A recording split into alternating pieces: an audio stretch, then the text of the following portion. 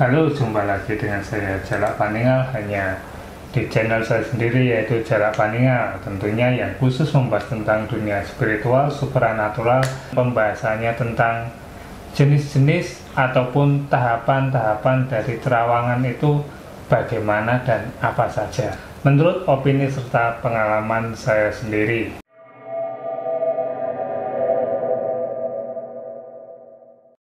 Terawangan itu katanya itu bisa untuk melihat jarak jauh, tembus pandang, terusnya itu bisa untuk melihat alam gaib, juga bisa untuk melihat masa depan, masa lalu, serta masih banyak hal lainnya yang katanya adalah kekuatan supranatural yang kita kenal di media, baik itu di YouTube, televisi, ataupun di mana saja yang kita pernah lihat atau kita pernah dengar.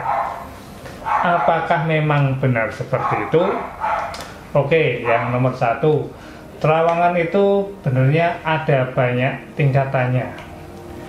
Terawangan itu ada banyak jenisnya. Misalkan untuk terawangan jarak jauh.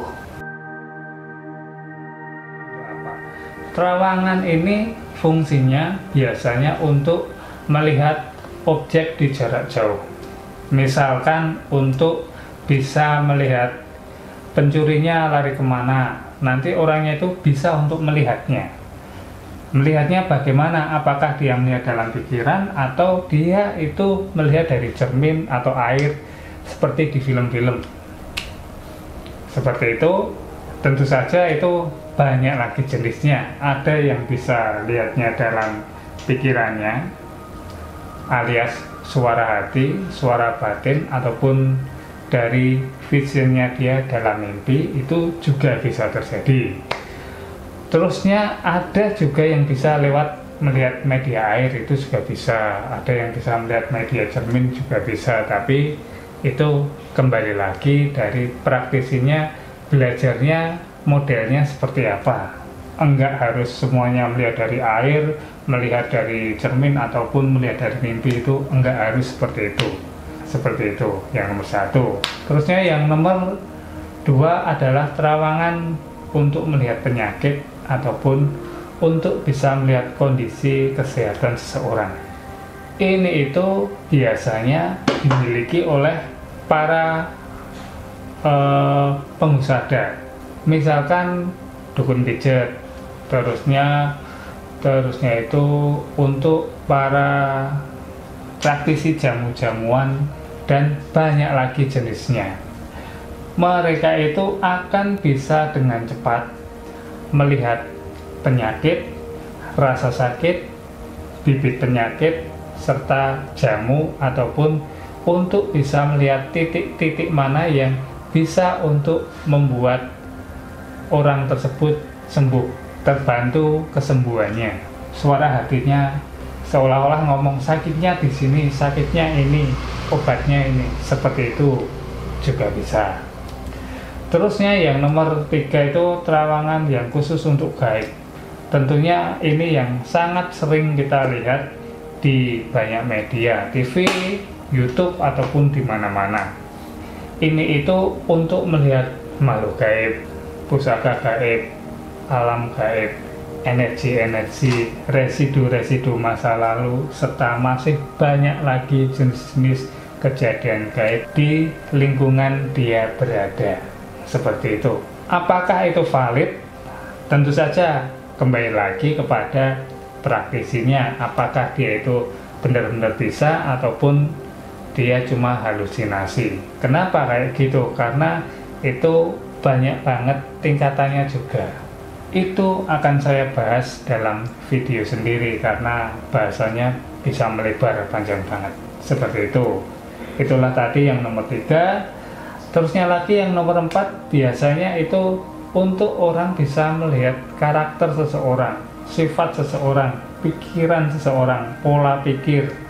Terusnya lagi pola hidupnya secara tepat, secara cepat. Fungsinya untuk apa? Fungsinya itu biasanya untuk mengenali kebiasaan, mengenali kelemahan, mengenali kelebihan, untuk banyak tujuan, misalkan untuk bisnis ataupun untuk melihat banyak kesempatan yang bagus-bagus dalam hal karir, bisnis, tender-tender ataupun semacamnya. Jenis-jenis terawangan tadi kan banyak banget ya, jenis-jenisnya itu banyak banget, sehingga akan sangat sulit ada satu orang praktisi menguasai segala macam jenis terawangan tadi. Kenapa kayak gitu? Karena manusia itu masing-masing punya batas, bakatnya sendiri-sendiri.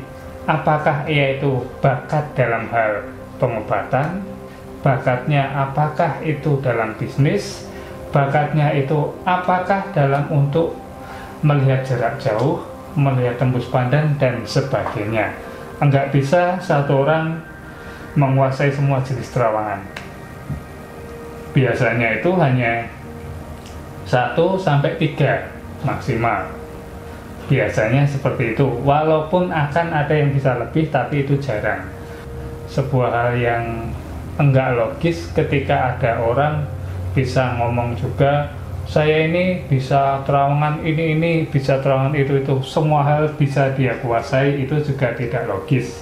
Biasanya itu juga arahnya ke halusinasi atau orangnya hanya menyombongkan diri dan ternyata dia tidak sesuai dengan level yang dia ucapkan. Seperti itu.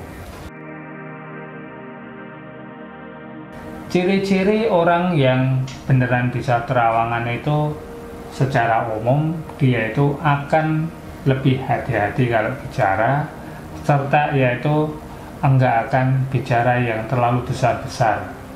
Kalau dia itu benar-benar bisa, enggak akan dia itu tiap-tiap saat ngomong sana ada hantu, sini ada hantu, tanpa dia itu mengenal waktu yang tepat, kondisi yang tepat.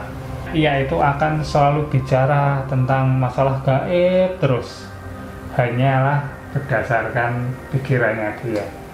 Tentunya itu akan bisa dinilai bahwa dia belum matang, ataupun dia ternyata hanya terkena halusinasinya sendiri.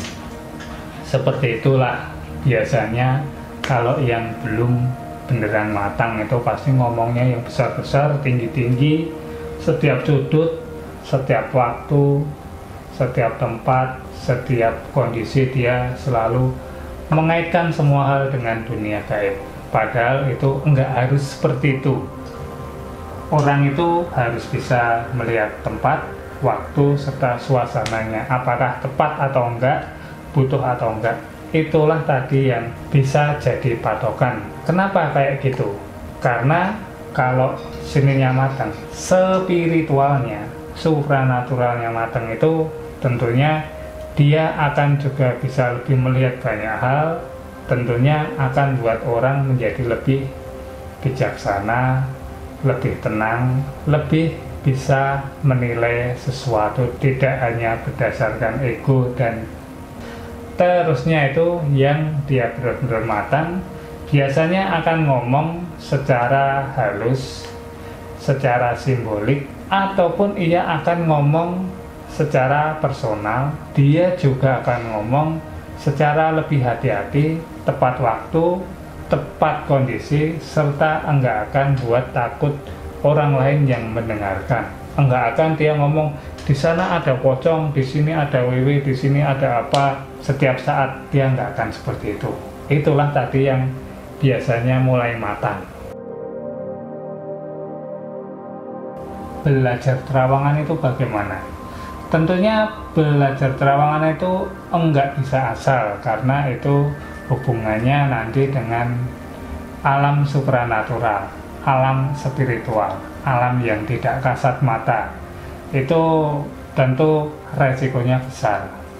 Salah-salah Anda malah bisa terkena halusinasi, ataupun Anda malah terkena kumpulan orang yang sama-sama enggak paham tapi merasa paham, akhirnya Anda juga sama-sama terjerumus dalam dunia yang sulit untuk Anda keluar nantinya. Seperti itu. Anda itu minimal harus punya pembimbing yang benar-benar kompeten dalam bidangnya.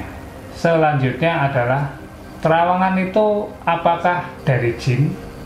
Kan kayak gitu banyak yang ngomong terawangan itu pokoknya Anda berarti temennya jin, temennya setan.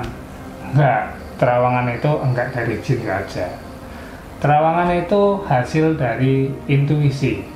Intuisi itu adalah suara hati kita, juga termasuk intuisi. Makanya Anda semua, tiap orang itu punya suara hati, punya intuisi, punya firasat. Itulah tadi bagian kecil dari ilmu terawangan.